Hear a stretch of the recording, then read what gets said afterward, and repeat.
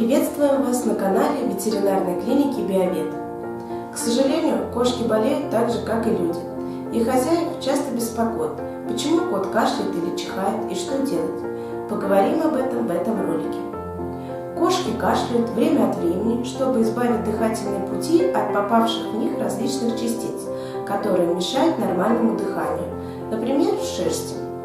Подобный кашель является вполне обычным естественным физиологическим рефлексом организма, то есть его защитой. Соответственно, чихать кошки могут для избавления от различных частиц, попадающих в носовую полость. Однако кашель и чихание могут быть также и симптомом весьма серьезных респираторных, дыхательных или сердечно-сосудистых патологий, также признаком инфекции. Почему коты кашляют? Как сказано ранее, в норме кошачий кашель выполняет защитную функцию. Также кашель служит для удаления продуктов воспаления. Откашливаясь, коты, как правило, вытягивают шею. Также нередко кашель возникает у котов как аллергическая реакция на что-либо, например, на табачный дым. В отличие от собак, кашель у кошек встречается намного реже. Даже при одном и том же заболевании кашель у собаки может быть, а у кошек отсутствует. При воспалительных заболеваниях органов дыхания кошки чаще тяжело дышат, хрипят, но и такие симптомы иногда могут отсутствовать. Кошки, пытаясь избегать воздействия факторов, провоцирующих кашель, меньше двигаются, не проявляют эмоций, не играют, размещаются в тихом месте, прячутся от людей. Но такое поведение уже указывает на недомогание питомца. Кошки, как и люди, могут страдать аллергическими реакциями и болеть бронхиальной астмой. Тут кашель уже не скрыть. Провоцировать кашель и чихание в таком случае может домашняя пыль, стиральный порошок и даже наполнитель для туалета кошки. Верный признак аллергии – это чихание кошка трет лапкой нос и глаза.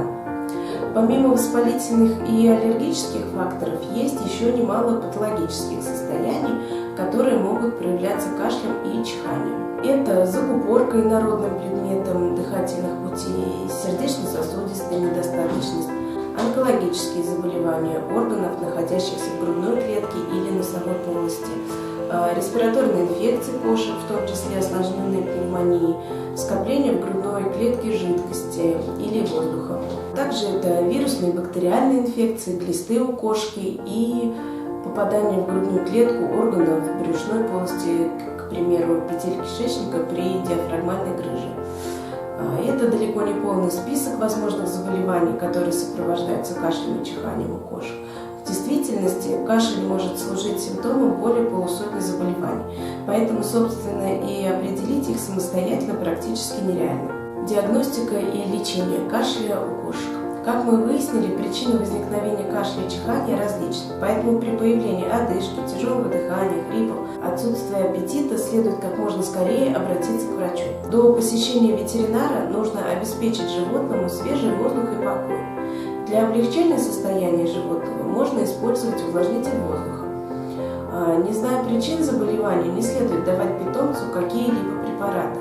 Так вы можете сгладить реальную картину заболевания, затруднить его диагностику, а также нанести больному питомцу вред. На приеме ветеринарный врач первым делом составит полный анамнез о животном, то есть он вас опросит о жизни питомца, его содержании, типе кормления, о вакцинации.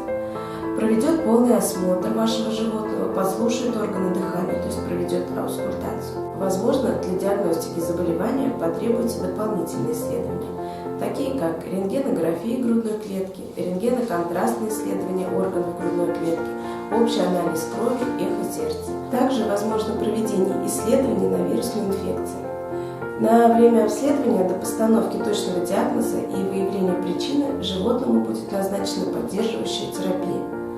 В первую очередь хорошие результаты по улучшению самочувствия кота дает оксигенотерапия. Это обогащение организма кислородом с помощью специального оборудования. Также будут назначены и сделаны препараты для нормализации работы дыхательной системы. При подозрении на воспалительные процессы будет назначена антибиотикотерапия. Не следует забывать, что кашель и чихание – это не самостоятельная болезнь, а только симптом основного заболевания. Только установив истинную причину кашля, можно точно избавиться от основной болезни и от кашля и чихания. Спасибо за внимание, подписывайтесь на наш канал, оставляйте вопросы. Всего вам хорошего, до свидания.